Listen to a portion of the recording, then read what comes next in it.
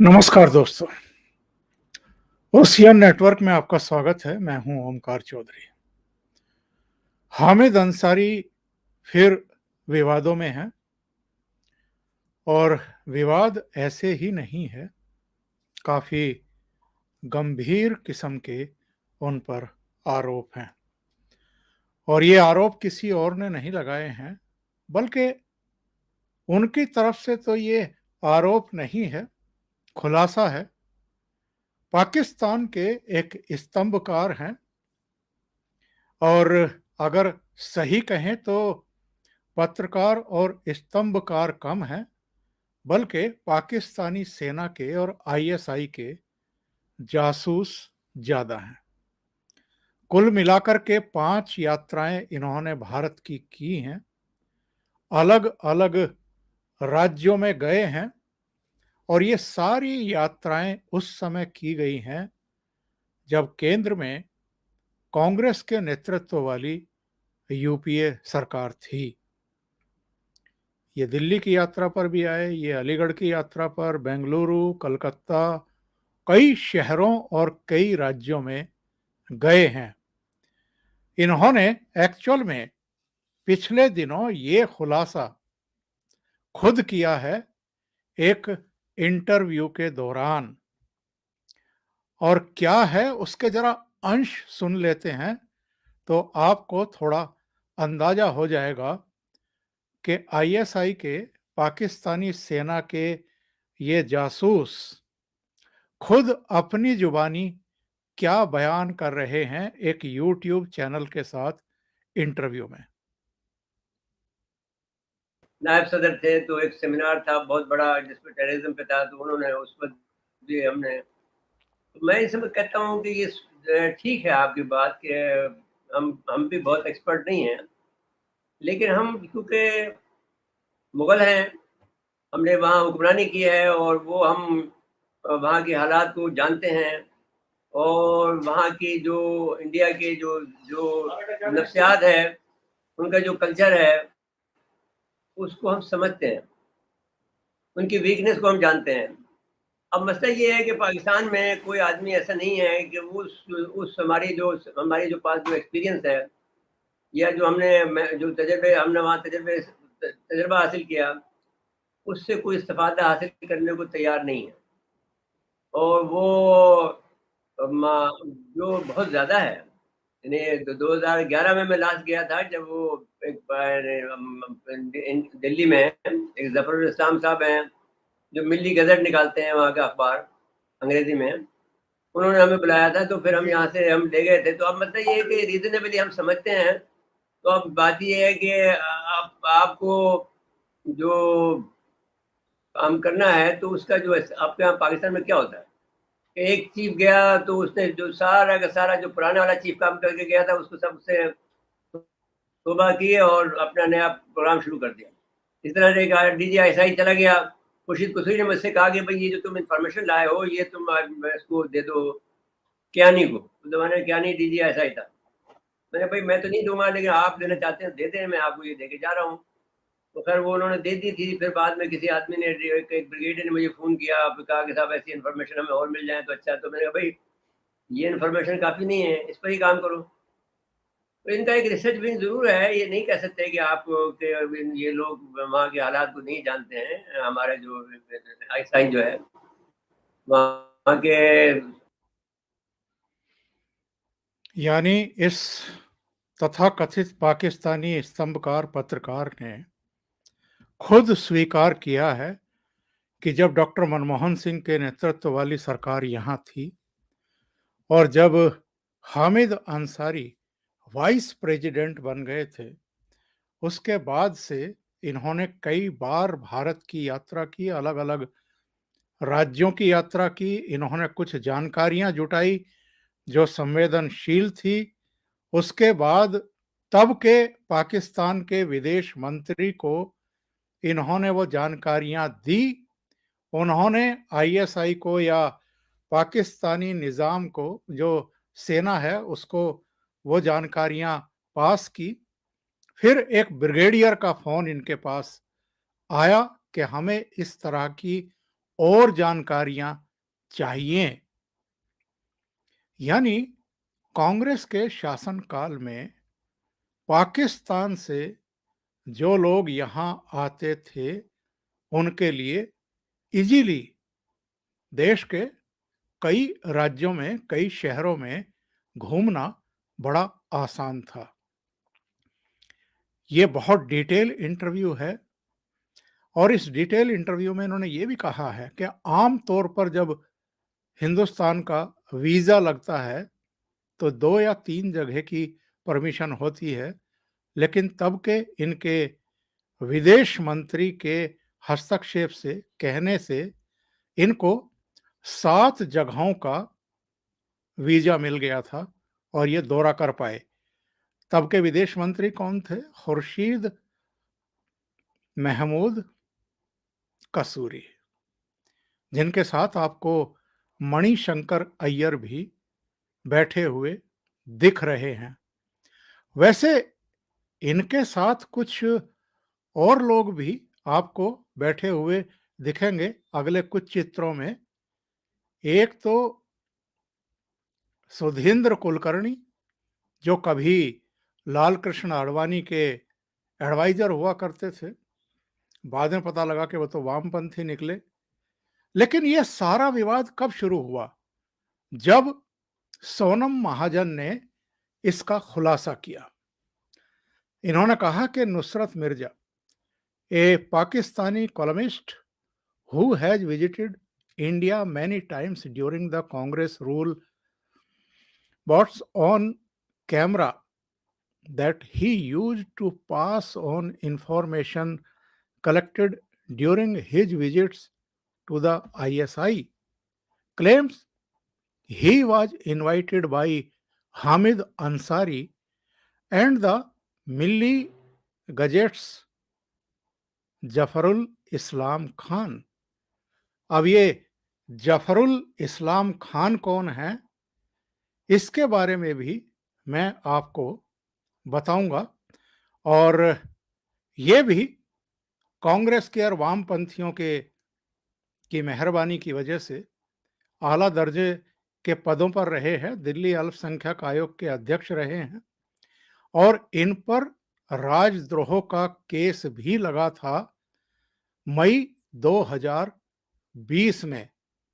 और तब इन्होंने चैलेंज करते हुए कहा था कि चाहे मुझे जेल हो जाए, चाहे गिरफ्तारी हो जाए, पर मैं अपने विचारों पर कायम रहूंगा।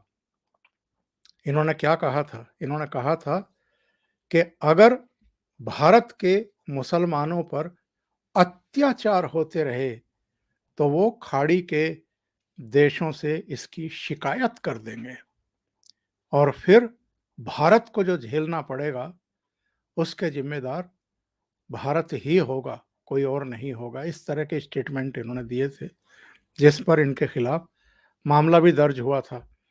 कई लोगों ने टिप्पणियां की हैं, द हॉक आई ने भी डिटेल जानकारी दे रखी है। और ये मसला क्या है, जरा डिटेल में जान लेते हैं। 5 बार भारत आया, जासूसी की, हामिद अंसारी ने भी दिया था न्योता। पाकिस्तानी पत्रकार का बड़ा दावा। नुसरत मिर्जा ने बताया कि मुझसे तत्कालीन विदेश मंत्री खुर्शीद ने अपने साथ लाई गई जानकारी को तत्कालीन सेना प्रमुख जनरल अशराफ परवेज कयानी को सौंपने के लिए कहा।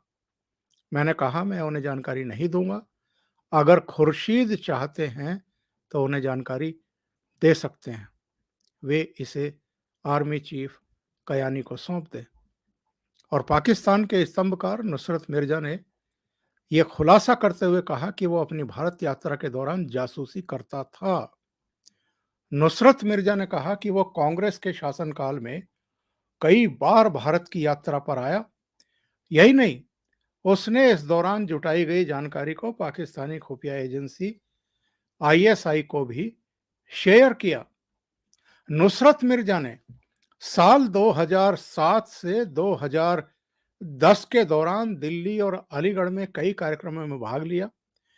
एक जानकारी के अनुसार मिर्जा ने दिल्ली के ओबराय होटल में 27 अक्टूबर 2009 को आतंकवाद के खिलाफ इंटरनेशनल सम्मेलन में भाग लिया था। इस दौरान जामा मस्जिद के शाही इमाम अहमद बुखारी और याह्या बुखारी इस विवादास्पद पाकिस्तानी पत्रकार का अभिवादन करते हुए भी दिखाई दिए थे। उसका चित्र भी मेरे पास है, आप चाहें तो उसको देख सकते हैं। ये वो चित्र है जब अहमद बुखारी इनका स्वागत कर रहे हैं। मिर्जा फाउंडेशन द्वारा छापी गई तस्वीरों ने विवादित पत्रकार को साल 2007 और 10 में अलीगढ़ मुस्लिम विश्वविद्यालय में कैनेडी ऑडिटोरियम में स्टूडेंट सेमिनार में एक गेस्ट के रूप में स्पीच करते हुए दिखाया है।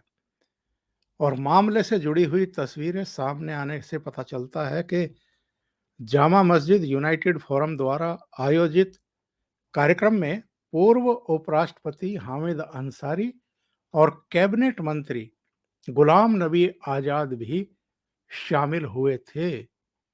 अन्य आमंत्रित लोगों में मधु किश्वर भी शामिल थी।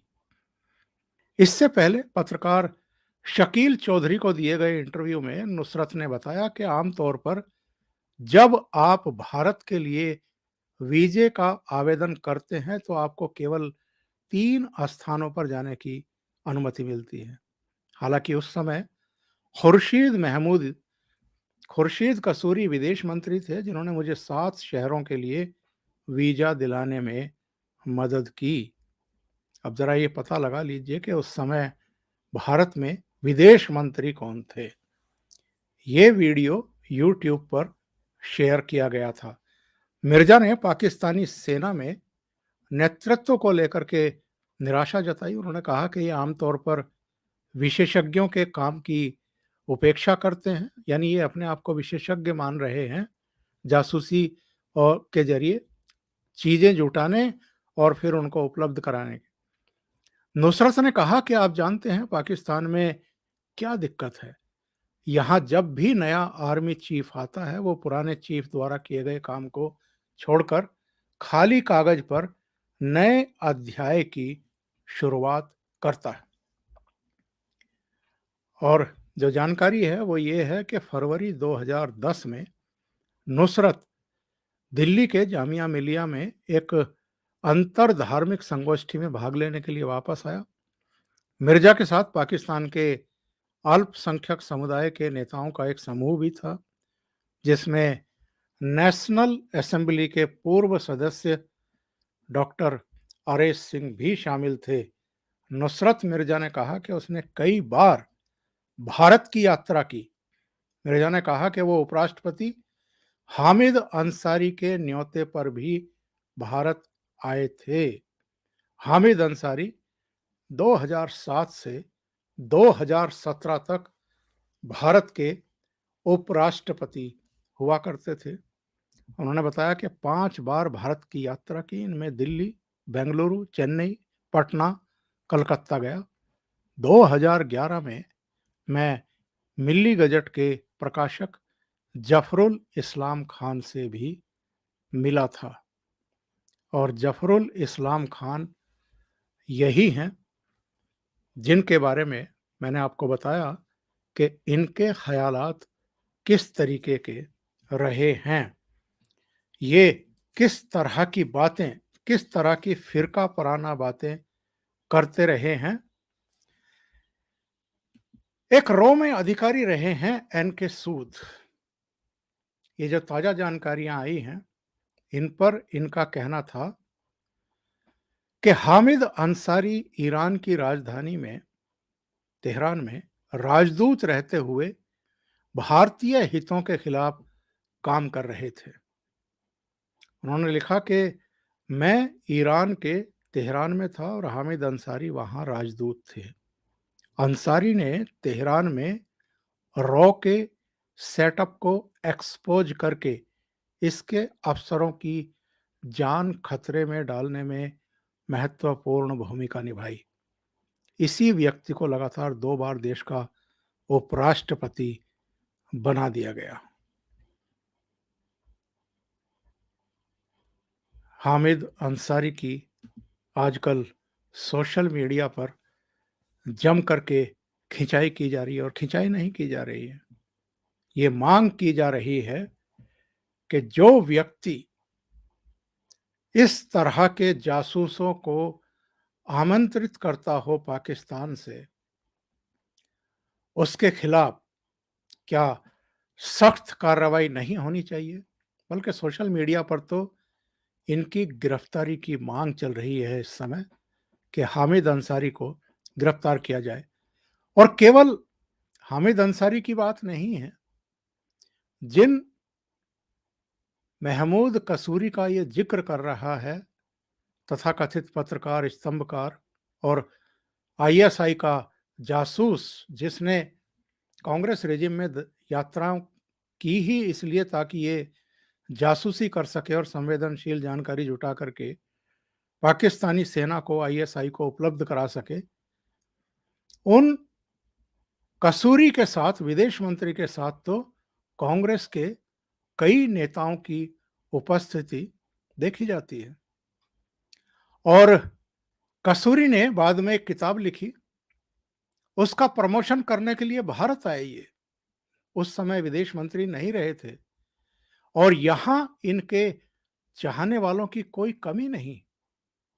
इनके साथ ऐसे कई लोग खड़े हो गए जो पहले लाल कृष्ण आडवाणी के साथ हुआ करते थे, भारतीय जनता पार्टी के साथ हुआ करते थे। उनमें एक चेहरा सुधींद्र कुलकर्णी का। और जब ये मुंबई में अपनी किताब का प्रमोशन करने के लिए पहुंचे थे, तो 12 अक्टूबर 2015 को क्या हुआ था, बस एक ये चित्र देखिए, इसी से आपको पता चल जाएगा। वहां पर जब इन्होंने इनकी पुस्तक का प्रमोशन किया, तो शिव सैनिकों ने सुधींद्र कुलकर्णी का मुंह काला कर दिया था। बाकायदा उसकी खबर भी उपलब्ध है। तब तक ये शिवसेना जो है, कांग्रेस और शरद पवार के रंग में नहीं रंगी थी। तब तक उसे इस बात का पता था कि कौन देश विरोधी ताकतों के साथ खड़ा है, और उनके साथ किस तरह का सलूक वो करती आ रही थी बाला साहब ठाकरे के समय से ही। वही उसने अक्टूबर 2015 में किया था सुधींद्र कुलकर्णी के साथ, कुछ अलग नहीं किया था। बाद में तो शिवसेना का रूप, स्वरूप, विचार, सिद्धांत, आइडियोलॉजी सब कुछ चेंज हो गया था। और मुझे बताने की जरूरत नहीं है कि 2 बार सोनिया गांधी के परिवार ने हामिद अंसारी को इस देश का उपराष्ट्रपति बनाया, 2007 से लेकर के 2017 तक। ये कितने नजदीक रहे हैं इस परिवार के, ये मुझे बताने की आवश्यकता नहीं है, आप सब अच्छे तरीके से वाकिफ हैं।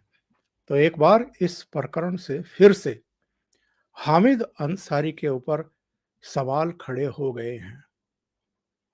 बीच में जब इन्होंने बयान दिया था कि भारत में मुसलमान सुरक्षित महसूस नहीं करते हैं, तो आपको ध्यान होगा अमन चोपड़ा ने इनकी एक पुस्तक के रिव्यू के संबंध में इंटरव्यू लेते हुए इनकी किस तरीके से खिंचाई की थी, और तब ये बिलबिला गए थे। अमन चोपड़ा ने सीधे पूछा था कि आप अलीगढ़ मुस्लिम यूनिवर्सिटी के वाइस चांसलर रहे, आप कई देशों में भारत का प्रतिनिधित्व कर चुके एक राजनयिक के तौर पर, अम्बेसडर भी रहे, आपको इस देश ने उपराष्ट्रपति भी बनाया, कई पुरस्कारों से नवाजा, और अब जबकि आप उन पदों पर नहीं हैं, यानी मलाई चाट चुके हैं, तब आपको इस बात का एहसास नहीं हुआ कि मुसलमानों के साथ किसी तरह का कोई पक्षपात हो रहा है या अपमानजनक व्यवहार हो रहा है।